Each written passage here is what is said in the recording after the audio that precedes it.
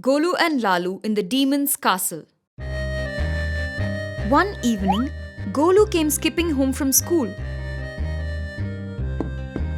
and happily told his mother, Mommy, see this. I got such a nice yummy toffee from an aunt uncle outside school. Golu's mother looked at the brightly wrapped toffee that Golu held up and asked with a frown, And who was this uncle who gave you the toffee? Oh, I don't know. He just said that he found me very cute and thought I would like a toffee, replied Golu with a careless shrug. Shaking her head, Golu's mother made him sit down next to her. Now listen, Golu, Said she. You should not be talking to strangers, and you definitely should not be accepting any eatables or chocolates from them. It is not safe, and I have told you this earlier. Now give me this toffee and I... No, I won't! Yelled Golu, hugging the toffee to his chest. It's my favorite toffee! He wailed. Sighing, his mother allowed him to eat the toffee. But only just this once. Do you understand, son? She said strictly. Sniffling, Golu nodded, and then, with a sudden cheeky smile, ran out with his toffee. A happy Golu turned up at his best friend Lalu's house, and the two shared the chocolate while basking in the shade on Lalu's lawn. As they lazily looked about, they happened to spot the huge castle of the hideous demon Motu. Oh my! Do you see that huge castle over there, Golu? He exclaimed. I bet it'll be filled with sweets, chocolates, cakes and other yummy snacks. Golu too sat up, nodding. Oh, yes, it is. I've been there once. Lalu pouted, saying, Not fair. Even I want to go and see all those goodies inside. But Lalu, only big ants like our fathers can go inside the demon's castle. We are not allowed to go in alone. Oh, come on. We will sneak out when everyone is fast asleep at night and quickly tour the castle. We will return before sunrise and no one will know a thing. This suggestion of Lalu's seemed quite good to Golu, and he agreed. That same night, the two naughty little ants set off stealthily for the demon's castle and were soon at its yard, where they saw a huge stairway climbing all the way up. Phew, Exclaimed Lalu. what big steps! It'll be sunrise by the time we manage to climb to the top. Don't worry, Lalu. My father showed me a speedy way to do it. So saying, Golu guided Lalu, and soon they were at the door. They wiggled in through a crack in the door, but when they stepped in, found the huge hall pitch dark. Scared, the two trembled. Ooh, it is too dark and scary here. What do we do now? Moaned Lalu. Suddenly, they heard a scuffling sound and saw a dark shape creep towards them. With muffled cries, Golu and Lalu clung onto each other, terrified and shivering. Don't hurt us, please. Don't hurt us, please. Calm down, you two. I am Uncle Cockroach, and I won't hurt you. Sure enough, a mustached big brown cockroach stepped out of the shadows, smiling. Lalu and Golu relaxed and introduced themselves. Uncle Cockroach grinned and took out some chocolates. You two seem like very sweet little ants. Have some chocolates. Lalu was about to take them when Golu remembered his mother's warning about not accepting any eatables from strangers. Lalu, we don't know him. Should we be taking the chocolates? Oh, come on, Golu. Just look at Uncle Cockroach. He has been so nice and friendly. Why will he try to harm us?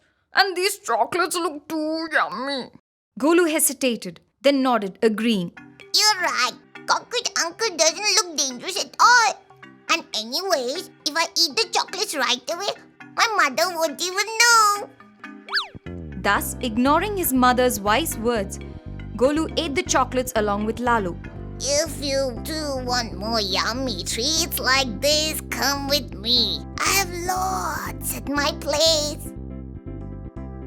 Nodding happily, Lalu and Golu skipped after Cockroach Uncle as he led them into the little nook he had made his home. But as they were nearing it, they slowed, their heads drooping, suddenly feeling very sleepy. In seconds, the two little ants fell into a deep sleep. A while later, Golu woke up. But when he tried to sit up, he found he was all tied up with a rope, and so was Lalu. Try as much as they did, Lalu and Golu couldn't move at all. Suddenly, a mocking laugh from behind made the two struggling ants stop and turn. It was Cockroach Uncle. But he now, instead of looking friendly, looked more cunning and mean. There's no use. You will never escape. Golu and Lalu were quite shocked and close to tears. Oh, please let us go. Our family will be worried. Please let me go. They pleaded. I'm so sorry. But I can't let you go, for if I do, then the big, fat, scary lizard who lives on the roof will eat me instead of you. Now I have to leave, for it is the lizard's dinner time. Ta-ta! Enjoy being eaten. Golu, his heart filled with fear and dread, remembered his mother's wise words and understood now why she had said that trusting strangers was a bad idea. But now it was too late. Golu, we will never be able to untie these ropes. Groaned Lalu. Golu slumped sadly. Lalu and he soon would be chewed to pieces by the lizard, and just as Golu was thinking this, that poing! He remembered something. Lalu, you have very sharp teeth, remember? Why didn't you just chew through my rope? Lalu grinned, nodding at Golu's suggestions, and immediately set to work biting and gnawing at Golu's bonds. Just as Golu's ropes fell away, they saw the big lizard creep down the roof, headed for them, greedily licking its lips. The lizard rushed at them, hungry jaws snapping. The two ants scurried as fast as legs could carry and barely escaped with their lives.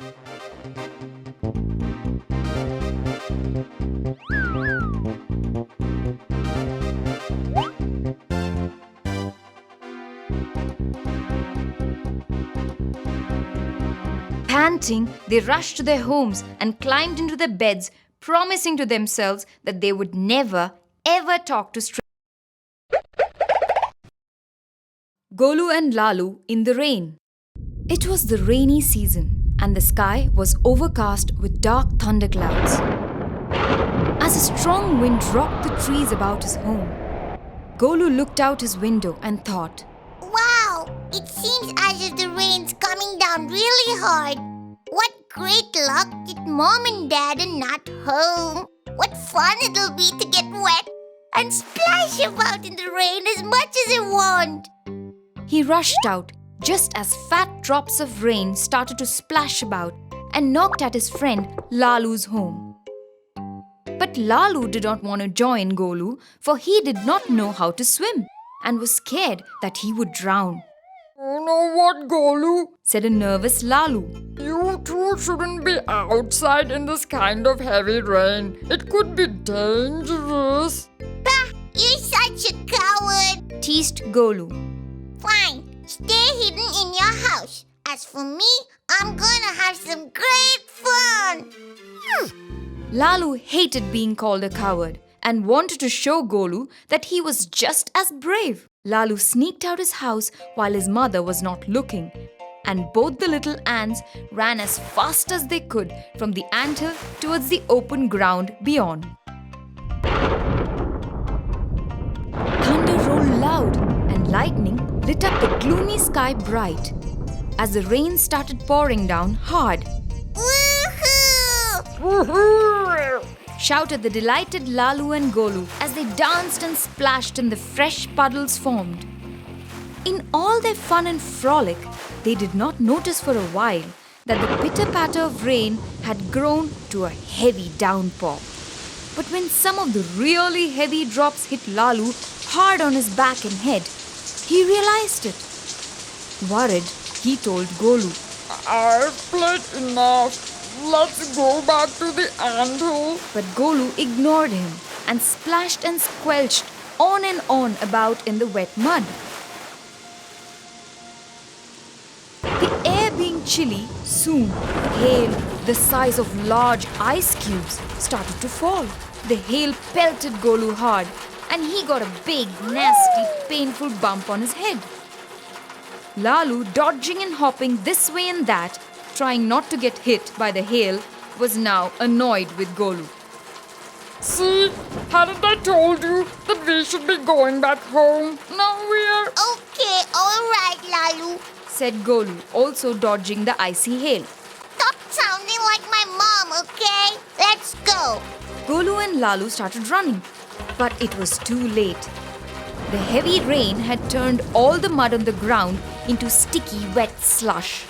Golu and Lalu couldn't run as their feet got stuck in the sticky mud. They fell, trapped and unable to swim. Help us! Help us! They screamed, but the sound of the rain and thunder drowned out their cries. Lalu started crying. No one will ever find us. What did I do? I'm sure our parents will find us. Let's keep calling for help. Suggested Golu, though now he too was quite scared himself. They tried shouting, but were now too weak and their shouts were barely heard. However, a bird that had taken shelter from the rain in a bush nearby heard the feeble cries of the two ants. The kind bird, despite the rain and hail, plucked off a big leaf and dropped it next to the drowning ants. Golu and Lalu, with some difficulty, climbed onto the leaf, which the bird then picked up in his beak and, flying over to their anthill, placed it carefully down.